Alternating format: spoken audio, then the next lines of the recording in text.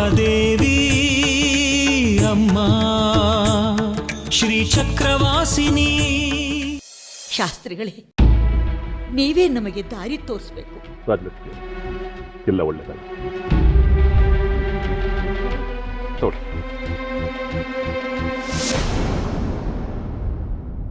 ನಾನ್ ಬದುಕಿರಲ್ಲ. ಅಜ್ಜಿ, ಮುಟ್ಬೇಡ ನೀನು. ನಾವಿಲ್ಲಿದ್ರೆ ತಾನೇ ಸಮಸ್ಯೆ. ನಾವೇ ಮನೆ ಬಿಟ್ಟು ಹೋಗ್ತೀವಿ. ನನಗೆ ಸಹಾಯ ಮಾಡ್ತೀಯೋ ಇಲ್ವೋ ಅಷ್ಟು ಹೇಳು.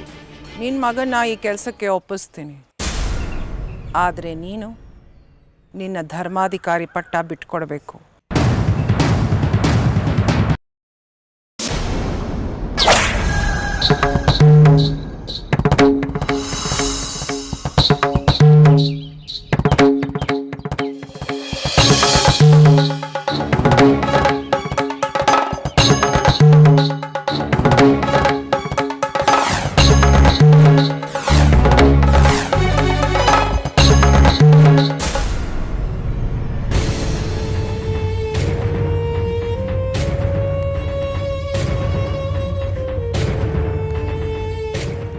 ಧರ್ಮಾಧಿಕಾರಿ ಪಟ್ಟ ಅನ್ನೋದು ನನ್ನ ಬೇರು ವೈಜಯಂತಿ. ಈ ವಿರೂಪಾಕ್ಷ ಶಾಸ್ತ್ರಿ ಅನ್ನೋ ಹೆಮ್ಮರ ಈ ಚಕ್ರಾಪುರಿನ ಆಳ್ತಾ ಇರೋದು ಆ ಗಟ್ಟಿಯಾದ ಬೇರಿನಿಂದಲೇ. ನನ್ನ ಅಸ್ತಿತ್ವ ಇರೋದೇ ಅಲ್ಲಿ. ಅಂಥ ಅಸ್ತಿತ್ವನೇ ಬುಡ ಸಮೇತ ಕತ್ತರಿಸಿ ಬಿಸಾಕು ಅಂತ ಹೇಳೋ ಈ ನಿನ್ನ ಹಠಾನ ಬಿಟ್ಬಿಡು ವೈಜಯಂತಿ. ಅಣ್ಣ ಅನ್ನೋದು ಮತ್ತು ನಿನ್ನ ಮುಂದೆ ಕೈ ಜೋಡಿಸ್ಕೊಂಡು ನಿಂತ್ಕೊಂಡು ಕೇಳ್ಕೊಳ್ತಾ ಇದ್ದೀನಿ, ಧರ್ಮಾಧಿಕಾರಿ ಪಟ್ಟ ಒಂದು ಬಿಟ್ಟು ಇನ್ನು ಏನು ಬೇಕಾದ್ರೂ ಕೇಳಿ. ಈ ಭೂಮಿ ಮೇಲೆ ಎಲ್ಲೇ ಇರಲಿ ಅದನ್ನ ತಂದು ಒಪ್ಪಿಸೋ ಜವಾಬ್ದಾರಿ ನಂದು. ಆದ್ರೆ ಅಸ್ತಿತ್ವನ ಮಾತ್ರ ಕೇಳಬೇಡ. ನನಗೆ ಹೆಚ್ಚು ವಾದ ಮಾಡಿ ಅಭ್ಯಾಸ ಇಲ್ಲ ವಿರೂಪಾಕ್ಷ. ನೀನು ಪಟ್ಟ ಬಿಟ್ಕೊಡ್ತೀಯೋ ಇಲ್ವೋ ಗೊತ್ತಾಗಬೇಕಾಗಿತ್ತು. ಉತ್ತರ ಸಿಕ್ತಲ್ಲ, ಇನ್ನು ನಿನ್ನ ಜೊತೆ ಚರ್ಚೆ ವ್ಯರ್ಥ.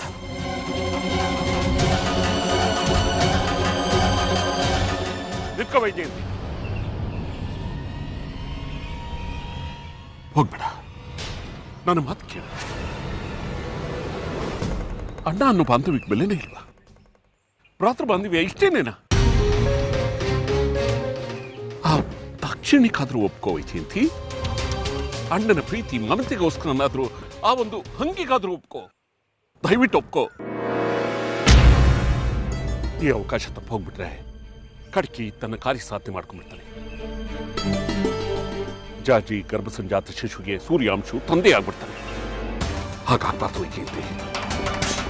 ಆ ಶ್ರೀಚಕ್ರ ಸ್ವರೂಪಿ ಮಗು ನನ್ನ ಕೈವಶವಾಗಬೇಕು. ಚಂದದನ್ನು ಕೇಳು, ಜಾಜಿ ಜೊತೆ ಸಖ್ಯ ಮಾಡೋದಕ್ಕೆ. ನೀನು ಹೇಳಿದ್ರೆ ಖಂಡಿತ ಅವನು ಒಪ್ಕೊಳ್ತಾನೆ. ಒಂದು ಮಾತು ಹೇಳು ವೈಜಯಂತಿ, ದಯವಿಟ್ಟು ಹೇಳು.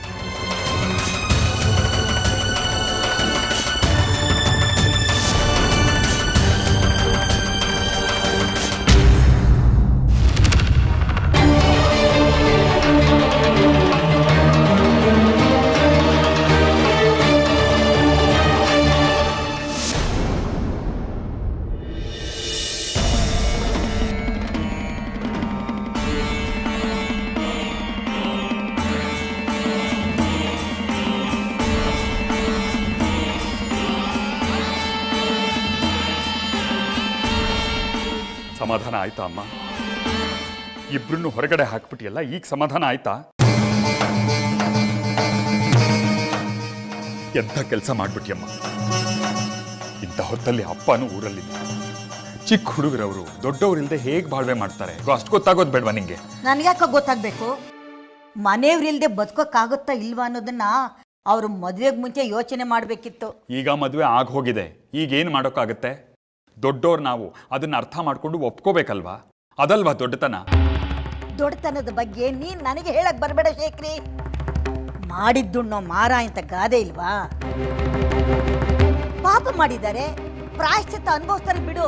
ಎಷ್ಟು ಹೇಳಿದ್ರು ನೀನು ಬದಲಾಗಲ್ಲ ಅಲ್ವಾ? ನಿನಗೆ ನಿನ್ನ ಹಠಾನೇ ದೊಡ್ಡದು. ನೋಡು ನೋಡ್ತಾ ಇರು, ನೀನು ಈ ಹಠನೇ ಈ ಮನೆ ಸುಟ್ಟು ಬೂದಿ ಮಾಡ್ಬಿಡತ್ತೆ. ಬೇಡಮ್ಮ, ಹಠ ಬಿಟ್ಟುಬಿಡು. ನೀನೇ ನಮ್ಮ ಮನೆ ಸರ್ವನಾಶ ಆಗಕ್ಕೆ ಕಾರಣ ಆಗಬೇಡ.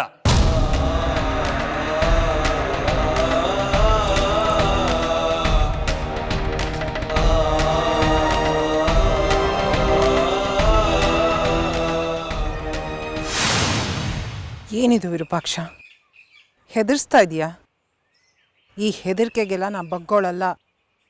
ದಾರಿ ಬಿಡೋ, ಎದ್ದೇಳು ಮೇಲೆ. ಬಿಡೋದಿಲ್ಲ, ನಾನು ಬಿಡೋದಿಲ್ಲ. ನೋಡು ವಿರೂಪಾಕ್ಷ, ನನ್ನ ನಿನ್ನ ನಡುವೆ ಇರಬೇಕಾದ್ದು ಒಪ್ಪಂದ ಮಾತ್ರ, ಇಂಥ ಅರ್ಥಹೀನ ಕ್ರಿಯೆಗಳಲ್ಲ. ಧರ್ಮಾಧಿಕಾರಿ ಪಟ್ಟ ಬಿಟ್ಕೊಡು, ನಾನು ನಿನಗೆ ಶ್ರೀಚಕ್ರ ಕೊಡಿಸ್ತೀನಿ. ಒಪ್ಪಂದಕ್ಕೆ ಒಪ್ಕೋ, ಇಲ್ಲ ದಾರಿ ಬಿಡೋ. ಹಾಗಿದ್ರೆ ಇದೇ ನಿನ್ನ ಕೊನೆ ನಿರ್ಧಾರನ ವೈಜಯಂತಿ? ಈ ಒಪ್ಪಂದದಲ್ಲಿ ನನ್ನ ಮೊದಲು ಮತ್ತು ಕೊನೆ ನಿರ್ಧಾರ ಒಂದೇ, ಅದು ಬದಲಾಗಲ್ಲ. ಸರಿ, ಹಾಗಾದ್ರೆ ಇದೇ ನಿನ್ನ ಕೊನೆ ನಿರ್ಧಾರ ಆದರೆ ನನ್ನನ್ನು ದಾಟ್ಕೊಂಡು ಮುಂದೆ ಹೋಗು. ಹಾಗೆ ನೀನು ಹೋಗಿದ್ದೆ ಆದರೆ ನಿನ್ನ ಅಣ್ಣ ತಂಗಿ ಸಂಬಂಧ ಇವತ್ತಿಗೆ ಸತ್ತು ಹೋಯ್ತು ಅಂತ ತಿಳ್ಕೊಳ್ತೀನಿ. ಇನ್ನು ಮುಂದೆ ನನ್ನಿಂದ ನಿನಗಾಗ್ಲಿ, ನಿನ್ನಿಂದ ನನಗಾಗ್ಲಿ ಯಾವ ಬಂಧನವೂ ಉಳ್ಕೊಳ್ಳೋದಿಲ್ಲ. ರಕ್ತ ಸಂಬಂಧದ ಅಗ್ನಿ ಪರೀಕ್ಷೆ ನಡೆದು ಹೋಗ್ಲಿ, ನಡೆದು ಹೋಗ್ಲಿ, ನಡೆದು ಹೋಗ್ಲಿ.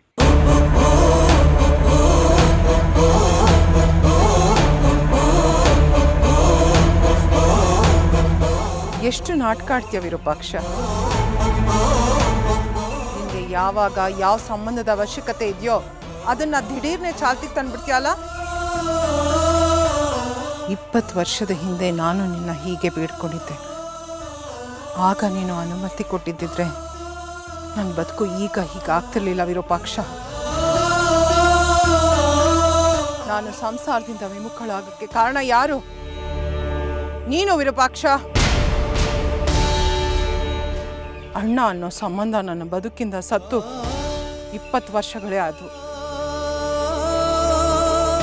ನಿನ್ನ ಮೇಲೆ ಯಾವ ಮಮಕಾರನೂ ಇಲ್ಲ ವಿರೂಪಾಕ್ಷ.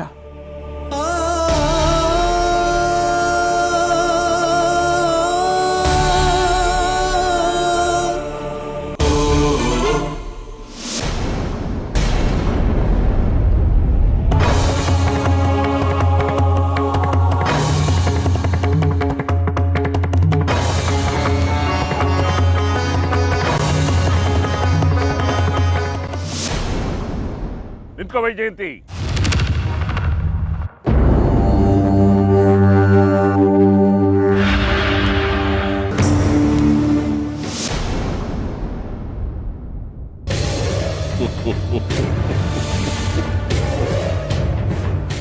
ಒಂದು ಸಣ್ಣ ಪರೀಕ್ಷೆ ಅಷ್ಟೆ. ನಿನ್ನಲ್ಲಿ ನನ್ನ ಬಗ್ಗೆ ಎಷ್ಟು ಹಾಗೆ ಇದೆ, ಯಾವ ಮಟ್ಟದಲ್ಲಿದೆ ಅಂತ ತಿಳ್ಕೋಬೇಕಾಗಿತ್ತು. ತಿಳಿದಾಯ್ತು. ಇನ್ನು ನನ್ನ ನಿನ್ನ ಮಧ್ಯೆ ವ್ಯಾವಹಾರಿಕ ಸಂಬಂಧ ಅಷ್ಟೇ. ಶ್ರೀಚಕ್ರಕ್ಕಿಂತ ಮಿಗಿಲಾದ್ದು ಬೇರೆ ಯಾವುದೂ ಇಲ್ಲ ವೈಜಯಂತಿ ನನಗೆ. ಶ್ರೀಚಕ್ರ ಒಂದು ನನ್ನ ಕೈನಲ್ಲಿದ್ದರೆ ಇಡೀ ಜಗತ್ತೇ ನನ್ನ ಕೈನಲ್ಲಿದ್ದ ಹಾಗೆ. ಈ ಜಗತ್ತನ್ನ ಹೇಗೆ ಬೇಕಾದರೂ ಆಡಿಸಬಲ್ಲೆ ನಾನು. ಅದ್ರ ಮುಂದೆ ಈ ಧರ್ಮಾಧಿಕಾರಿ ಪಟ್ಟ ಯಾವ ಲೆಕ್ಕ? ಸರಿ ವೈಜಯಂತಿ, ಇನ್ನು ವ್ಯರ್ಥಾಲಾಪ ಬೇಕಾಗಿಲ್ಲ. ನಿನ್ನ ಷರತ್ತಿಗೆ ನಾನು ಒಪ್ಪಿದ್ದೀನಿ. ಚಕ್ರಾಪುರಿಯ ಶ್ರೀ ಶ್ರೀ ಶ್ರೀ ತ್ರಿಪುರ ಸುಂದರಿ ಅಮ್ಮನವರ ದೇವಸ್ಥಾನದ ಧರ್ಮಾಧಿಕಾರಿ ಪಟ್ಟ ನಿನಗೆ ಬಿಟ್ಟುಕೊಟ್ಟಿದ್ದೀನಿ. ತಗೋ.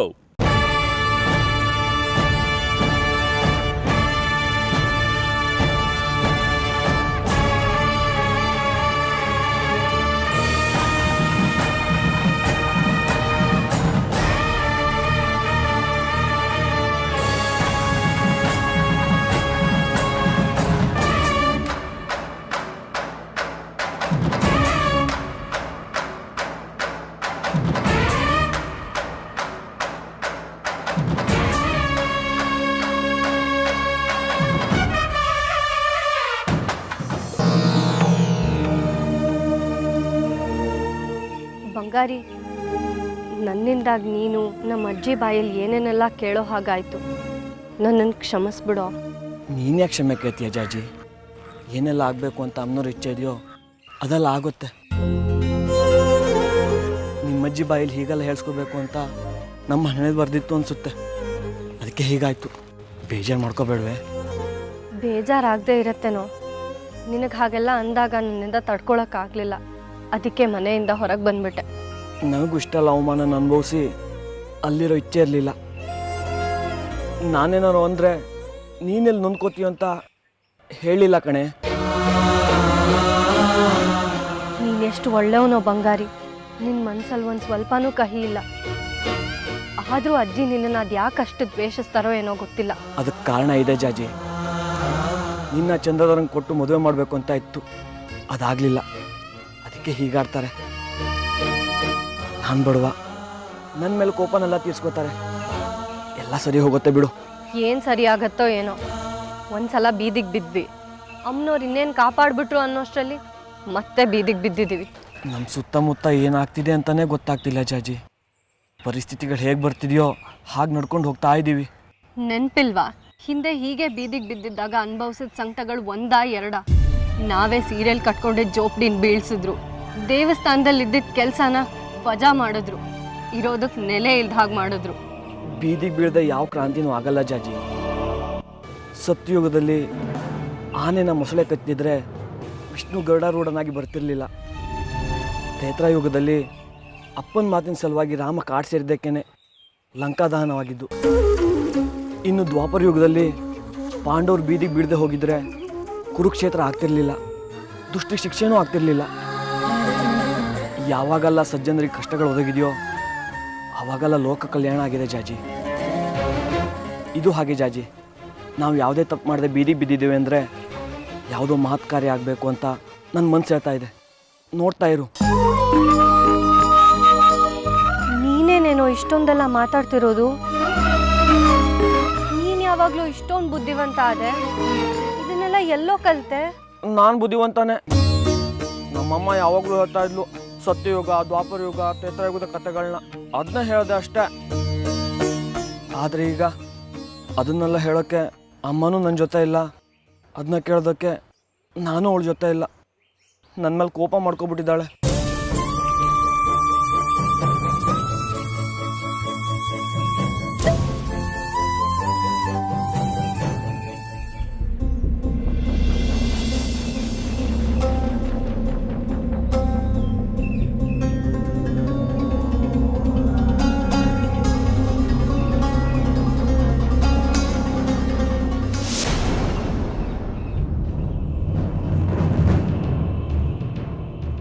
ಚಂದ್ರ, ನಿನ್ನತ್ತೆ ನಿನ್ನ ಹತ್ರ ಏನೋ ಮಾತಾಡ್ಬೇಕಂತೆ. ಅದು ಏನು ಅಂತ ಕೇಳು. ಹೇಳಿ ಅತ್ತೆ, ಈ ಮಹಾಶಯ ನಿಮ್ಮನ್ನ ಏನು ಹೇಳಿ ಇಲ್ಲಿ ಕರ್ಕೊಂಡ್ಬಂದಿದ್ದಾರೆ? ಹೇಳು ವೈಜಯಂತಿ.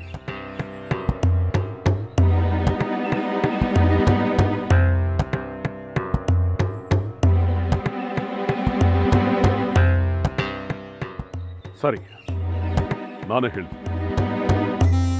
ಅವತ್ತು ನಾನು ನಿನ್ನ ಹತ್ರ ಜಾಜಿ ಜೊತೆ ಸಂಪರ್ಕ ಸಾಧಿಸಿ ಶ್ರೀಚಕ್ರ ಸ್ವರೂಪಿ ಮಗುವಿನ ಜನನಕ್ಕೆ ಕಾರಣವಾಗುವಂತ ಹೇಳಿದೆ. ಆದರೆ ನೀನೇನು ಹೇಳಿದೆ? ನಮ್ಮತ್ತೆ ಹೇಳಿದ್ರೆ ಆ ಕೆಲಸ ನಾನು ಮಾಡ್ತೀನಿ ಅಂತ ಹೇಳಿದೆ. ಇವತ್ತು ನಂದು ಅದೇ ಮಾತು. ಅತ್ತೆ ಹೇಳಿದ್ರೆ ಯಾವ ಕೆಲಸ ಬೇಕಾದರೂ ಮಾಡಿಕೊಡ್ತೀನಿ. ಹಾಗಾದ್ರೆ ಈಗ ನಾನು ಹೇಳ್ದಾಗ ಕೇಳಬೇಕು.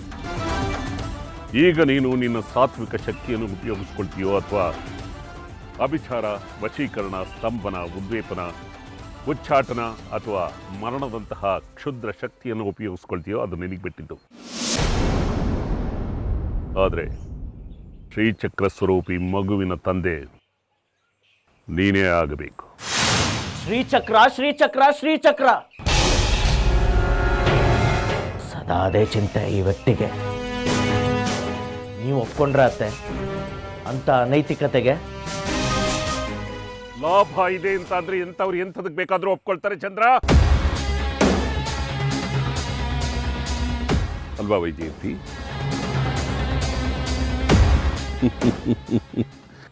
ಕೇಳಿ ನೋಡು, ಚಂದ್ರನ ಹತ್ರ ನಾನು ಮಾತಾಡ್ತೀನಿ, ಅವನು ನಾನು ಒಪ್ಪಿಸ್ತೀನಿ ಅಂತ ನಿನ್ನ ಅತ್ತನೇ ನನ್ನ ಕರ್ಕೊಂಬಂದಿದ್ದು. ಹೇಳು ವೈಜಯಂತಿ, ಹೇಳು.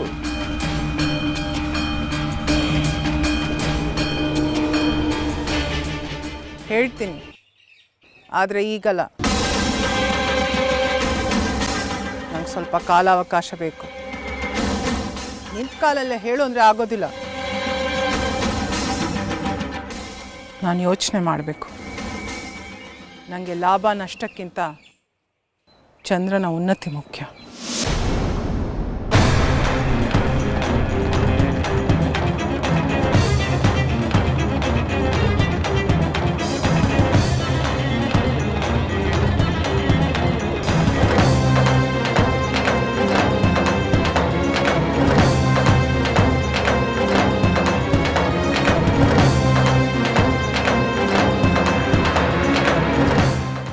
ಏನೂ ಯೋಚನೆ ಮಾಡಬೇಡ್ವೋ ಬಂಗಾರಿ.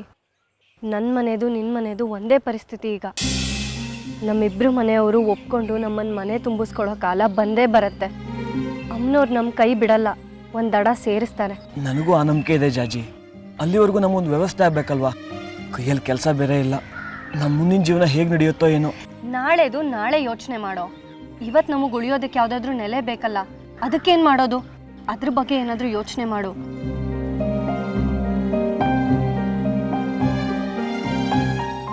ದೇವಸ್ಥಾನದಲ್ಲಿ ನಮಗೆ ಜಾಗ ಇಲ್ಲ.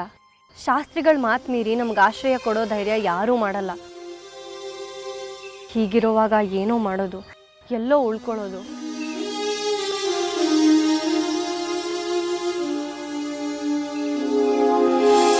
ಹಾ, ನನಗೊಬ್ಬ ಗೆಳೆಯ ಇದ್ದಾನೆ.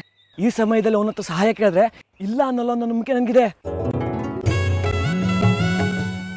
ಹಾಗಿದ್ರೆ ಅವನ ಮನೆಗೆ ಹೋಗೋಣವಾ? ಅದೇ ಸರಿ. ಈ ಹೊತ್ತಲ್ಲಿ ಬೇರೆ ದಾರಿ ಇಲ್ಲ ನಮಗೆ. ಅವ್ರ ಮನೆಗೆ ಹೋಗೋಣ. 1-2 ದಿನದ ಮಟ್ಟಿಗೆ ಅಲ್ಲಿದ್ದು ಮುಂದೇನಾಗುತ್ತೋ ನೋಡೋಣ. ಸರಿ ಸರಿ, ಬಾ. ನಿಂತ್ಕೋ ವೈಜಯಂತಿ. ಏನು ಹುಡುಗಾಟ ಆಡ್ತಾ ಇದೀಯಾ? ನಾನು ಅಂದ್ರೆ ಅಷ್ಟು ಸದರ ಆಗೋಯ್ತಾ ನಿಂಗೆ? ಹೇಳೋದೊಂದು, ಮಾಡೋದೊಂದು. ನಿನ್ನ ಷರತ್ತಿಗೆ ನಾನು ಒಪ್ಕೊಂಡಿದ್ದೀನಿ. ಇನ್ಮೇಲೆ ನನ್ನ ಕೆಲಸ ಮಾಡ್ಕೊಡೋದು ನಿನ್ನ ಕರ್ತವ್ಯ ತಾನೇ? ತ್ರಿಪುರ ಸುಂದರಿ ಅಮ್ಮನವರ ದೇವಸ್ಥಾನದ ಧರ್ಮದರ್ಶಿ ಪಟ್ಟಾನೆ ಬಿಟ್ಕೊಟ್ಟಿದ್ದೀನಿ. ಇನ್ನೇನಾಗ್ಬೇಕು ನಿನ್ಗೆ? ಹೇಳು. ಚಂದ್ರ ಜಾಜಿ ಸಂಪರ್ಕ ಆಗ್ಬೇಕು ಅಂದ್ರೆ, ಶ್ರೀಚಕ್ರ ಸ್ವರೂಪಿ ಮಗು ನನ್ನ ಕೈವಶವಾಗಬೇಕು ಅಂದ್ರೆ ಇನ್ನೇನು ಮಾಡ್ಬೇಕು ಹೇಳು? ಅದನ್ನು ಮಾಡ್ಬಿಡ್ತೀನಿ. ಈ ಕ್ಷೇತ್ರದ ಮುಂದಿನ ಧರ್ಮಾಧಿಕಾರಿಣಿ ನಾನೇ. ಆ ಪಟ್ಟನ ನೀನು ನನಗೆ ಬಿಟ್ಕೊಟ್ಟಿದ್ಯಾ ಅಂತ ಊರಿನ ಜನದ ಮುಂದೆ ಘೋಷಿಸ್ಬೇಕು. ಏನು ಘೋಷಣೆ ಮಾಡ್ಬೇಕಾ? ಯಾಕೆ? ನನ್ನ ಮಾತಿನ ಮೇಲೆ ನಿನಗೆ ನಂಬಿಕೆ ಇಲ್ವಾ? ನಂಬಿಕೆ ಇಲ್ಲ ವಿರೂಪಾಕ್ಷ. ನಿನ್ ಕೆಲಸ ಮುಗಿದ ಮೇಲೆ ಆ ಪಟ್ಟ ಬಿಟ್ಕೊಡಲ್ಲ ಅನ್ಬಿಟ್ಟು ದನಿ ಎತ್ತರಿಸಿ ಮಾತಾಡ್ಬೇಡ. ಹಾಗೆ ಮಾತಾಡಕ್ ನಂಗೂ ಬರುತ್ತೆ. ಸರಿ, ಊರ ಸಮಸ್ತರ ಮುಂದೆ ಹೇಳ್ತೀನಿ. ಈಗ ನನ್ನ ಮಾತು. ನಿನ್ ಮಾತಿನ ಮೇಲೆ ನಂಬಿಕೆ ಇಲ್ಲ ವಿರೂಪಾಕ್ಷ. ನಾನೇ ಧರ್ಮಾಧಿಕಾರಿಣಿ ಅಂತ ಘೋಷಣೆ ಮಾಡು. ನಂತರ ಚಂದ್ರಂಗೆ ನಿನ್ ಕೆಲಸ ಮಾಡಕ್ ಹೇಳ್ತೀನಿ.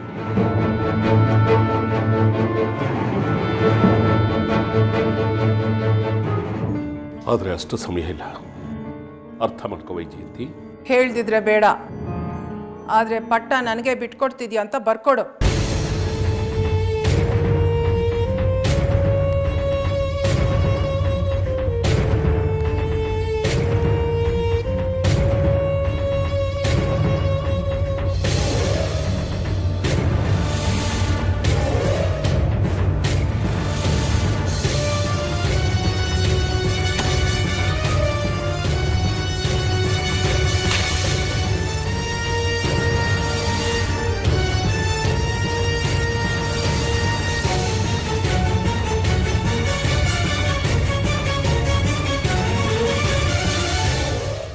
ಸಾರಿ, ಈಗಲೇ ಬರ್ಕೊಡ್ತೀನಿ.